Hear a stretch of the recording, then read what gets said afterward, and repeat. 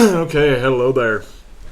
Today I'm going to be going over another measure of central tendency, which is robust, like the median, as we've mentioned before, but that is a bit different, slightly different. Still measuring the totality of the data, but not in the exact same way as the sample mean.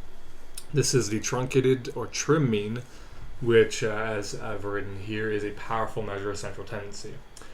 So here we have two pictures. We have a picture of a sample mean, kind of moving all around with the data. If you have extreme outliers, the value can move significantly.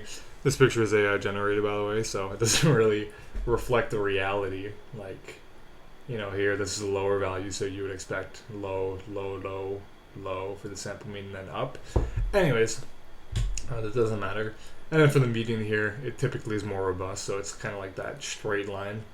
I don't know why they made it so grand. I actually really don't like these pictures. And then you also have the symbols here for both. So you have the sample mean and the median. Good to remember. Anyway, so for this example here, I'm going to use two examples actually for the trim mean. One is going to be a scoreboard for Olympic diving. So you have these two people here. They're doing their Olympic diving and they're given a score by several judges. And you see here that we have four of them giving a very high score, but then Judge 4, for some reason, he's giving a really low score, 3, right? Maybe he clicked the wrong number, maybe he was bought out or something like that, but for some reason you have a 3 here. Now with a trim mean, what you can do is remove a certain percentage of values, right? You can do it on both tails. So when you think of these values, right, they're random variables. You don't know what the outcome is going to be, but they follow a certain distribution. And here we have a fairly uniform distribution apart from the free rate here, right?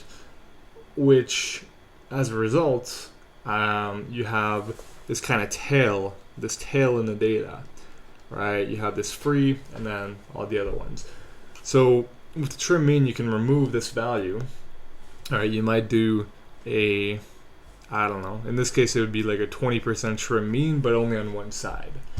So you have 5 values, you remove 20% of them, that's one value, and you would do it on the left side, on the lower values. You can also do a 20% trim mean on both sides. That would remove 40% of values and remove one of these scores as well. But in this case, simply removing the free here actually gives you a much more correct approximation of the actual mean. If we were to just do this example really quickly, you can do numpy dot array, right? And then we have 9.5, 9.5, free, and then 10. Alright, so we can do print. We'll do median first. Oh yeah, I need to make this an F string. So, okay, median.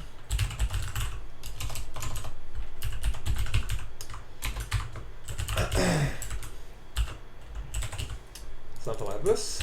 And then we can do mean, and you'll see the mean again is significantly affected by this. Right? Median mean, okay. But now, so the median obviously removes, it doesn't care about it, but it doesn't remove it, that's the thing, right? Whereas a trim mean, trimmed mean, I guess I could just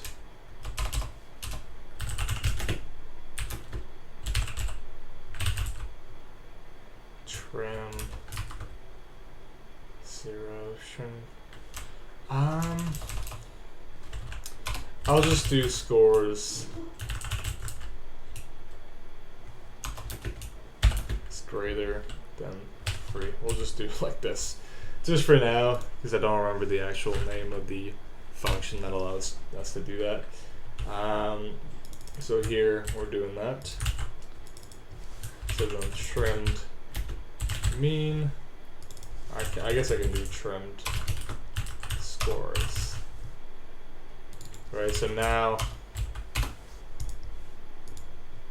look at that. The trim mean ends up being the exact same as the median. It becomes a true approximation of central tendency as we have with the median. So let's say you had 100 numbers, right, and you calculated 10% trim mean. You would ignore the 10 highest and lowest values. And then you would calculate a standard average of the 80 numbers left in the middle. So mathematically, if we trim p% from each end, the formula looks like this. So this is the trim mean of the sample. So we have, n minus 2k, okay, where k is the number of values we chopped off. So n is the sample size. K is the number of elements we've removed. And yeah, it makes sense, right? Because you're simply, you're taking the sum of all these values that have been chopped off. So the index becomes this, and then you divide it by the total number. So you got to remove the amount that are there. So yeah, we have another example here with reviews.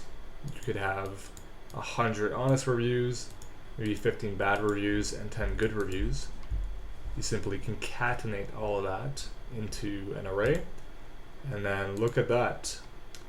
So stats has a trim mean, right?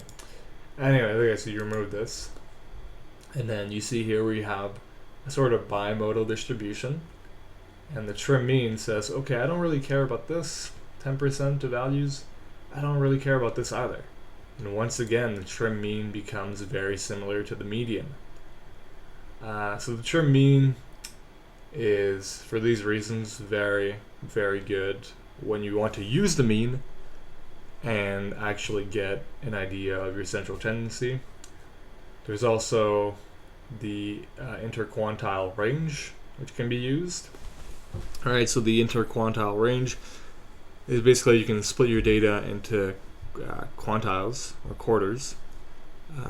Often done. So you have your first quarter values, your second quarter values. Second quarter would simply be the median, third quarter, and fourth quarter. And then out of that, you find the range between Q1 and Q3. And then that's your middle range. So you chop off 25% of the values in the shad, and then you keep that.